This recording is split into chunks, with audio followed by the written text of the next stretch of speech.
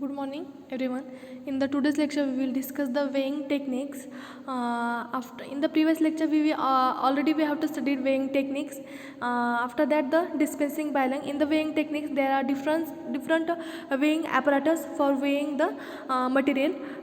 For that example, analytical balance. After that, dispensing balance.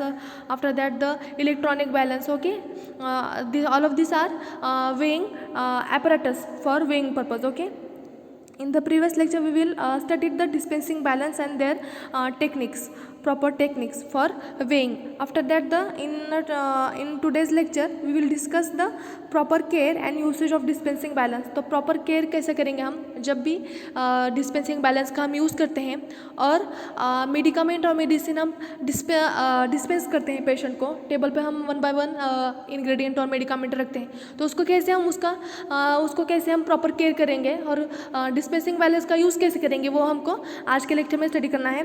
तो first देख लेते हैं हम.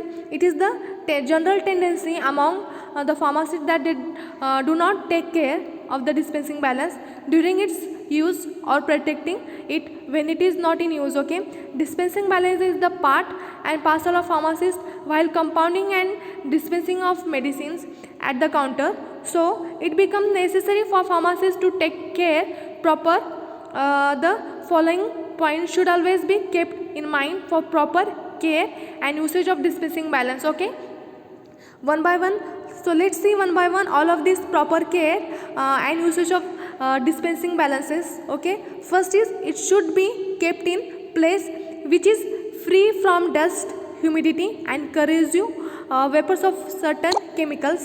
ओके, इन्होंने यहाँ पर फर्स्ट जो प्रॉपर केयर बताई है डिस्पेंसिंग बैलेंस की, तो ये बोलते हैं कि ऐसा यहाँ पर कहा जा रहा है कि जो हम मेडिकामेंट्स और डिस्पेंसिंग बैलेंस रखते हैं टेबल पर वेइंग करने के लिए सम ऑफ द इंग्रेडिएंट और मेडिकामेंट्स, तो वो जो एरिया होना चाहिए वो फ्री फ्रॉम डस्ट होना चाहिए और ह्यूमिडिटी से फ्री फ्रॉम रहना चाहिए, और जो कि कुछ जो सर्टन केमिकल्स रहते हैं उससे करेजो वेपर्स भी फॉर्म हो सकते हैं, बाहर आ सकते हैं, तो उसका प्रॉपर एक लेबलिंग करना चाहिए हमको और उसका प्रॉपर कंटेनर में फिल क्या हो रहना चाहिए सर्टन केमिकल्स जब उसको हम डिस्पेंस करेंगे टेबल के ऊपर. देन नेक्स्ट देख लेते हैं. It should be kept on smooth plain slab और ऑन स्टेबल टेबल. ओके, जो भी मेडिकामेंट हम लेते हैं और डिस्पेंसिंग बैलेंस भी हम वहाँ पर डिस्पेंस करने के लिए रखते हैं टेबल पर मेडिकामेंट के लिए, तो it should be kept on smooth plain slab. जो सरफेस रहना चाहिए स्मूथ प्लेन सरफेस रहना चाहिए, टेबल के ऊपर का जो सरफेस होना चाहिए वो स्मूथ रहना चाहिए. Then next is clean the pan of dispensing balance with a clean duster before and after its use. यहाँ पर बताया गया है कि जो डिस्पेंसिंग बैलेंस हम यूज़ करते हैं डिस्पेंस करने के लिए, बैलेंस के ऊपर इंग्रेडिएंट मेडिकामेंट हम उसको बैलेंस उसका वे करके हम उसको काउंटर पे रखते हैं, तो उसके पहले उसको क्लीन करना चाहिए और उसके जब काउंटर का यूज़ हो गया तो उसको भी क्लीन करके रखना चाहिए हमको. Next is never keep the weight और the medicament on the pan when the beam of balance is free to oscillate. तो यहाँ पर ये बताते हैं कि जो भी डिस्पेंसिंग बैलेंस हम जो यूज़ करते हैं उसके ऊपर जो वेट कीप करते हैं, जो मेटल का जो पैन होता है उसके ऊपर हम वेट कीप करते हैं, तो वो जब उसको हमारा यूज़ नहीं करना है, हमको उसका यूज़ नहीं करना है, तो उसको वो वेट है हमको साइड में निकाल कर रखना चाहिए. ओके, तो देन नेक्स्ट देख लेते हैं. Greasy and waxy substances should be weighed on a counter balanced sheet of wax paper to prevent the spoilage of the pan of the balance. Example ingredients of ointment basis, जो कि हमें ointment base जो हम ointment बनाते हैं तो वैक्सी और greasy substances हम ऑइंटमेंट में डालते हैं, तो सम ऑफ द वैक्स कॉर्नोवा वैक्स और जो भी ऑल टाइप के जो हार्ड पैराफिन वैक्स जो होते हैं, तो उस तरह के जो वैक्स होते हैं उसको हमको वे करना है, तो हम कैसे करेंगे. वाइट शीट पेपर हम पहले बैलेंसिंग पैन पर रखेंगे और उसके बाद उसको वे करके साइड में निकालेंगे. तो देन क्योंकि अगर हम वैसे जैसा कि वेइंग जो सब्सटेंस होते हैं एज इट इज़ उस पर रखेंगे डिस्पेंसिंग बैलेंस पे, तो वो जो पैन होता है स्पॉइलेज हो जाएगा और कोरोजनेचर और कोरोजन उसके ऊपर फॉर्म हो जाएगा. इसलिए ग्रीजी सब्सटेंसेस यूज़ करते टाइम क्या करना है हमको, वैक्स पेपर यूज़ करना है और balanced sheet of wax paper का यूज़ करना है हमको. टू प्रिवेंट स्पॉइलेज और कोरोजन. ओके, देन नेक्स्ट देख लेते हैं. Always use spatula to transfer any material from the bulk packaging to the pan. जैसे कि हमने प्रीवियस लेक्चर में भी देखा था कि जब भी हम डिस्पेंसिंग बैलेंस और वेइंग बैलेंस का हम यूज़ करते हैं और इलेक्ट्रॉनिक बैलेंस का हम यूज़ करते हैं, तो हमें फर्स्ट ऑफ ऑल वे करने के लिए डिस्पेंसिंग बैलेंस में हम जब मटेरियल डालते हैं तो हमें क्या करना पड़ेगा. हम ऐसे ही हाथ से लेकर उसको नहीं डाल सकते, हमें स्पैचुला और फोर्सेप का यूज़ करते हुए उस डिस्पेंसिंग बैलेंस जो होता है उसका जो पैन होता है उसमें क्या करेंगे, हम स्पैचुला से हमारा मटेरियल उसके ऊपर ऐड करेंगे. Then next is the drawer of the balance should be closed while weighing the material.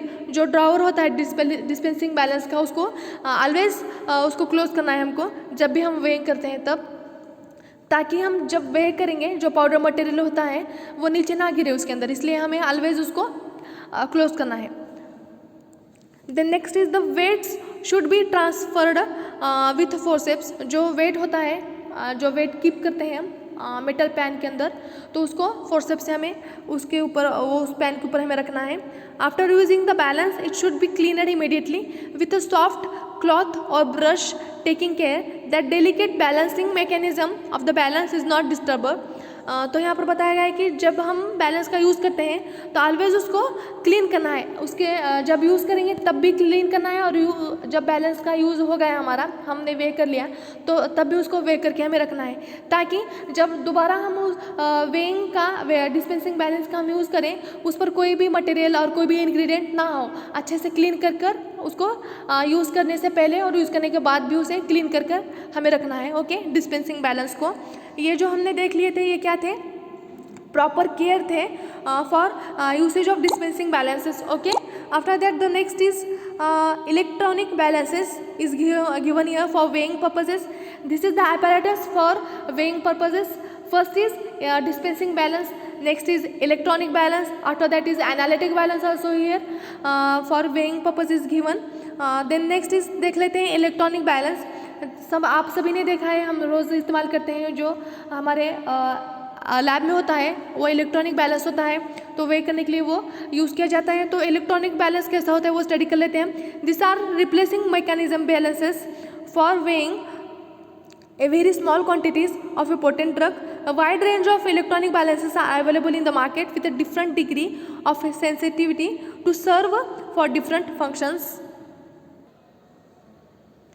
तो यहाँ पर इन्होंने बताया है कि एक ये जो इलेक्ट्रॉनिक बैलेंस होता है, these are replacing mechanical balances. Mechanical balances को रिप्लेस करके इलेक्ट्रॉनिक बैलेंस का यूज़ करते हैं हम, जो कि स्मॉल क्वांटिटी में यूज़ होता था मैकेनिकल बैलेंस के ऊपर ड्रग को वे करने के लिए. तो पोटेंट ड्रग जो होते हैं स्मॉल क्वांटिटी में हम वे करते हैं. उसके अलावा हम इलेक्ट्रॉनिक बैलेंस भी यूज़ करते हैं, रिप्लेस करेंगे हम मैकेनिकल बैलेंस से इलेक्ट्रॉनिक बैलेंस को पोटेंट ड्रग के लिए. तो यहाँ पर बताया गया है कि for the following are the weighing techniques for the electronic balance. कुछ इन्होंने टेक्निक बताए हैं, जैसे कि डिस्पेंसिंग बैलेंस के हमने वेइंग फॉलोइंग वेइंग टेक्निक्स हमने देख लिए थे. उसी तरह से इलेक्ट्रॉनिक बैलेंस के कुछ टेक्निक हैं. तो टेक्निक मतलब क्या, हम जैसे इलेक्ट्रॉनिक बैलेंस यूज़ करेंगे तो उसका प्रॉपर यूज़ कैसे करेंगे, उसके ऊपर उसको पहले क्या करना पड़ेगा, पहले टेयर करना पड़ेगा, क्लीन करना पड़ेगा apparatus, फिर उसको टेयर करके एडजस्ट करना पड़ेगा जीरो पर, फिर उसके ऊपर एक पेपर रखना पड़ेगा जो कि बटर पेपर वो बोलते हैं, और जो पेपर हम यूज़ करते हैं बटर पेपर लेंगे और वाइट शीट पेपर से पहले ऊपर रखेंगे उस इलेक्ट्रॉनिक बैलेंस के ऊपर, फिर हमारा इंग्रेडिएंट जो है उसके ऊपर ऐड करेंगे और वे करके लेंगे. ओके, इस तरह से उसके कुछ टेक्निक होते हैं, तो उसको फॉलो करते ही हमको इलेक्ट्रॉनिक बैलेंस का यूज़ करना होता है वेइंग करते टाइम. तो फर्स्ट देख लेते हैं क्या है. Clean the balance and pans if necessary with dry duster before weighing. तो सबसे पहले जो भी हम इस्तेमाल करेंगे, जैसे कि डिस्पेंसिंग बैलेंस होता है, उसके बाद इलेक्ट्रॉनिक बैलेंस होता है, then analytical balance also is given here for the weighing purpose. तो ये सभी बैलेंस का यूज़ करने के पहले हमें उसको पहले क्लीन करना पड़ेगा. उसके बाद क्या करेंगे, select a suitable weighing vessels और a paper because material are not weighed directly on the pan of electronic balance. तो पहले क्या करेंगे, जैसा भी हमें उसे क्लीन कर लिए, इलेक्ट्रॉनिक बैलेंस को हमने क्लीन किया, उसके बाद क्या करेंगे, नेक्स्ट जो प्रोसेस है, जो एक व्हीकल और एक वेइंग वेसल्स ऑफ पेपर हम लेंगे क्योंकि जो भी हमारा कोरोजन होता है और डिस्पेंस जब वे करेंगे तो प्रॉपर उसका वे होना चाहिए, इसलिए क्या करेंगे, हमें एक वाइट शीट पेपर और बटर पेपर हम यूज़ करेंगे ताकि हमारा करोजन ना हो, उस जो इलेक्ट्रॉनिक बैलेंस हो वो ख़राब ना हो और प्रॉपर वेइंग हमारा उसके इंग्रेडिएंट का हो जाए। इसलिए हम क्या करेंगे, पेपर लेंगे, उसको फिर क्या करेंगे, उसको डायरेक्टली वे करेंगे उस इलेक्ट्रॉनिक बैलेंस के ऊपर। Okay, check the balance is set at a 0। हमने पेपर लिया, फर्स्ट पहले क्लीन किया, दूसरा जो प्रोसेस था पेपर लिया, हमने वाइट पेपर लिया, उसके ऊपर रखा, उसका वेट किया। फिर क्या करेंगे, नेक्स्ट जो थर्ड स्टेप है, check the balance is set as a 0। फिर हम उसका जो बैलेंस है पेपर रखने के बाद उसको 0 करेंगे। Many electronic balances have built in a counter balance, the scale may be reset to 0 with a weighing vessel in a place. तो कुछ बैलेंसेस क्या होता है कि रखने के बाद क्या होता है, जो built in counter balance, the scale may be reset to 0 with a weighing vessel in place. तो वेइंग करते टाइम उसको 0 करना पड़ेगा। जैसे भी हम पेपर रखेंगे उसको एडजस्ट करना है हमको 0 को। Okay, the next is remove bottle of medicament from the shelf and check it label for the correct ingredient mentioned in the prescription। जो इसके बाद इन्होंने बताया remove the bottle of medicament from the shelf. इन्होंने बताया कि जिस bottle के अंदर, जिस कंटेनर के अंदर हमारा ड्रग है, एक्टिव कंस्टिट्यूएंट है, तो उसका जो शेल्फ बॉटल है उसका रिमूव करेंगे। फिर उसका लेबल चेक करेंगे क्योंकि जो प्रिस्क्रिप्शन में हमें बताया गया है कि इस इंग्रेडिएंट को इतने ग्राम में मेजर करना है, वो एक्यूरेट है कि नहीं, उस प्रिस्क्रिप्शन में लेबल देखेंगे, बॉटल के ऊपर का लेबल देख के प्रिस्क्रिप्शन के अंदर भी देखेंगे क्या बताया गया है और बॉटल के ऊपर भी देखेंगे, लेबल के ऊपर, वो जो दोनों भी मैच करके देखेंगे कि ये इंग्रेडिएंट सही है कि नहीं। उसके बाद बॉटल में से मेडिकामेंट रिमूव करेंगे। ओके, उसके बाद क्या करेंगे, hold the bottle in the left hand with the label in upper position so that it is visible during weighing. तो उसके बाद जो होल्ड करेंगे बॉटल को in the left hand side के अंदर विद द लेबल के साथ in upper position so that it is visible during weighing. जब भी वेइंग करेंगे तो लेफ्ट हैंड साइड में उसको ऊपर की पोजीशन में हम पकड़ेंगे। उसके बाद medicament is transfer to the pan. जो भी मेडिकामेंट हमें वे करना है, हमने बाहर निकाला था, उसको पैड के ऊपर डालेंगे, इलेक्ट्रॉनिक बैलेंस के ऊपर डालेंगे। रिक्वायर्ड वेट, जितना रिक्वायर्ड है हमें वेट लेना है उतने उसके अंदर डालेंगे। उसके बाद क्या करेंगे, क्लोज द बॉटल को क्लोज करेंगे एंड रिटर्न द शेल्फ।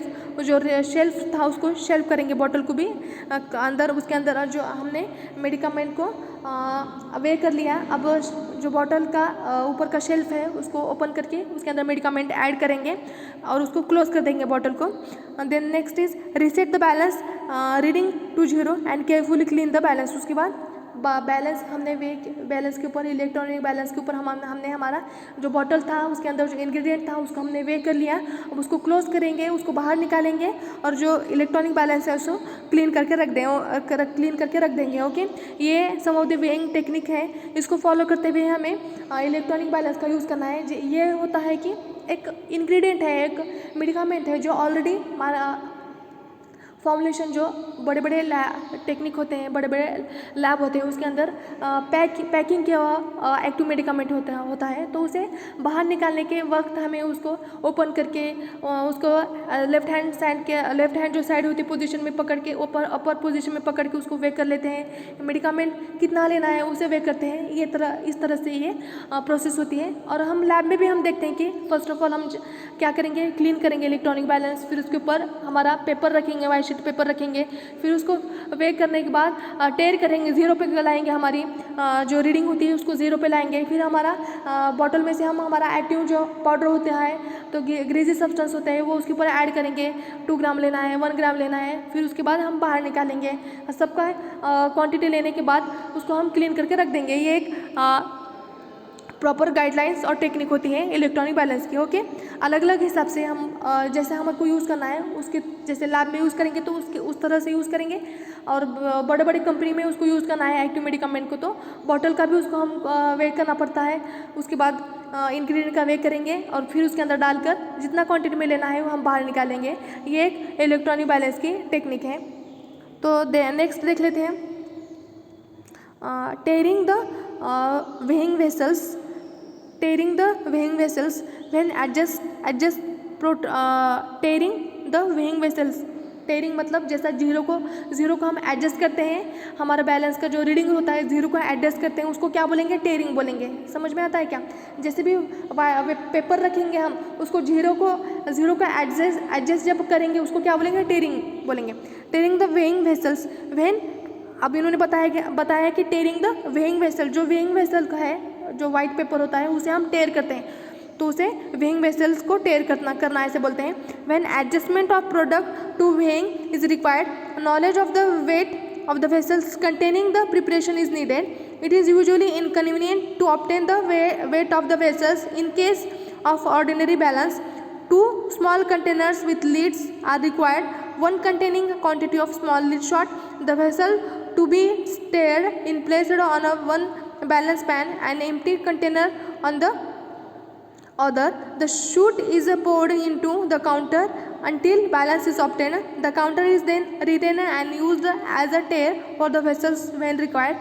जैसे कि हमने पेपर का भी हम टेयर कर सकते हैं, उसी तरह से हम जो हमारे एपरेटस होता है, कुछ कंडीशन में क्या होता है कि हम पेपर पे हम नहीं ले सकते ज़्यादा क्वांटिटी में, तो क्या करेंगे, वो एपरेटस जो होता है, बीकर हम उसके ऊपर रखेंगे, इलेक्ट्रॉनिक बैलेंस और एनालिटिकल बैलेंस बोलेंगे, हम उसके ऊपर रखेंगे तो क्या करेंगे, सबसे पहले टेयर करेंगे, एडजस्ट जीरो करेंगे, जो क्वांटिटी होती है, जो रीडिंग होती है उसको ज़ीरो पर करेंगे, उसके बाद इंग्रेडिएंट्स और पाउडर जो मेडिकामेंट होते हैं उसके अंदर ऐड करेंगे, उसके बाद जितनी क्वांटिटी में हमें लेना है उतनी क्वांटिटी में वो ऑटोमेटिकली उसके अंदर आ जाता है। जैसे 2 मिलीग्राम 3 मिलीग्राम डालेंगे तो ऑटोमेटिकली उसके अंदर रीडिंग आती है, उसके बाद हम बाहर निकालेंगे, इसे बोलेंगे टेयरिंग द वेइंग वेसल्स।